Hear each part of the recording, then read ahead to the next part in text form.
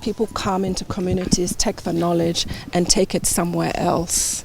And if you're a person working in another country, that knowledge is taken outside. It's written in books that people in Ghana, maybe in the communities, maybe cannot access because they're at institutions or not at institutions that subscribe to these journals, or they can't afford the books. So I really wanted to work in a way that was not extractive, so involve the community, and also, as you've seen with the library, to also give back, because I would have no project without this community. With the support of several governments. As you've seen, we started in 2014 and we've continued smoothly again. So without the support of the Ghana government, the traditional authorities and the community, we would have no project. So in the short term, it provides employment.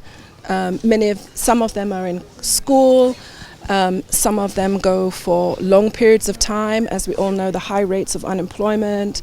So it provides a means for them to provide for themselves and their own education, or themselves and their families. But we have a team roughly of about 30 people. Those who have been in college, they've graduated, they still come back to work at the weekends. When you want to do analysis and you take it out of the country, you apply for a permit, you take it out for analysis and you bring it back.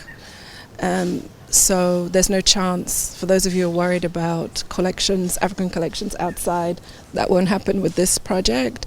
You know, in an ideal world, we'd have exhibitions and we'd display the objects and the histories, the various histories, you know, at the site. Many of us, you know, we learn histories through books that have been written that are based upon colonial accounts, right? Now, for obvious reasons, those accounts are biased.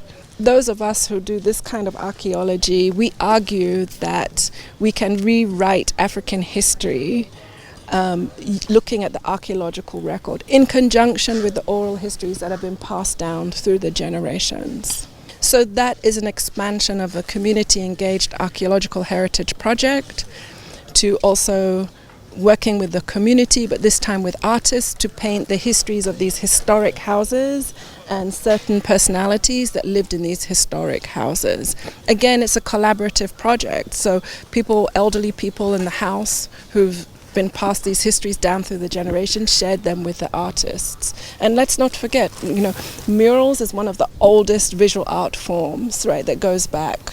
Why is it important? Well, some people might just say, well, this is just a history project. We have more pressing issues like food, shelter, malaria, education, and all of those. Of course, I would agree. However, Ghana, we rely heavily on heritage tourism or pilgrimage, however which way you'd like to call it. I would argue that our project falls within the interest of people who are coming to Ghana. And let's not forget that for many African diasporans, when you live outside, you often don't see a black archaeologist, right? So for them, many people have come to the site when the castle was open and they'd see us working and they were fascinated because this is archaeology in real time, right?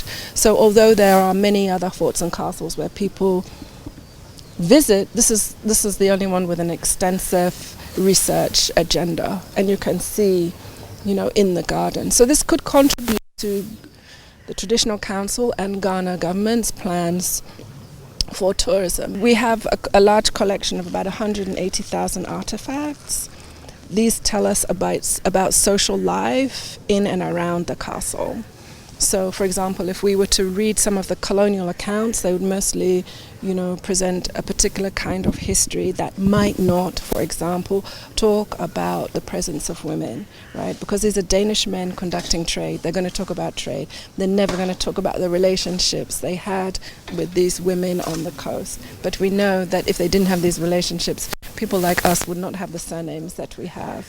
My name is Robert Cochrane, a direct descendant of Wolf Joseph Wolf. Wolf Joseph Wolf was a civil servant and an officer. He was born 1803, specifically in Denmark, and came to Accra, specifically Ghana, in 1836. He successfully completed his house in 1840, and 2 years later, he passed away. I would also like to give a brief history just concerning the Caip, pertaining to the Caip project. Basically, Caip project studies the histories and legacies of Osu Castle, the Danish transatlantic slave trade, British colonialism, and post-colonial Ghana. Thank you so much for this great opportunity. I am Aki Reindorf. I am a direct descendant of Christian Caip Reindorf. Christian Caip Reindorf was the first historian in Ghana. He was also a farmer, a physician, and then a teacher. He is an assistant to Augustine Steinhauser, a Basel missionary. And then he led to the widespread of Christianity in these parts of Ghana. He wrote the book on the Asantes and then the Gans somewhere in the 18th century, where they normally use it to this day. Christian Caip Reindorf gave birth to 9 children. And then he was actually the main person who taught Sir Emmanuel Mantekoli during the slave period. Julius Tetenate, an artist and a muralist as well. So far it's been a wonderful experience working on this project. I actually learned few stuff that the buildings here in Osu have historical facts surrounding all these buildings. Now this alone has given us the opportunity to work within the community and communicate with the people, and it's been a very wonderful experience. So far we've had positive feedback on these murals. We have people coming around asking us questions about what it really means, and we had to explain to them what went into these murals and how it plays a major role in this environment. My name is Kingsley Kofi Defo. I'm from Labadi. I'm an artist. This wall I'm standing behind, the artwork behind me predicts the warriors that come from this house, and they fight for the rights of Osu. They are the old warriors from Osu. So we do this wall to inspire the youth in Osu to know their old warriors that comes from Osu.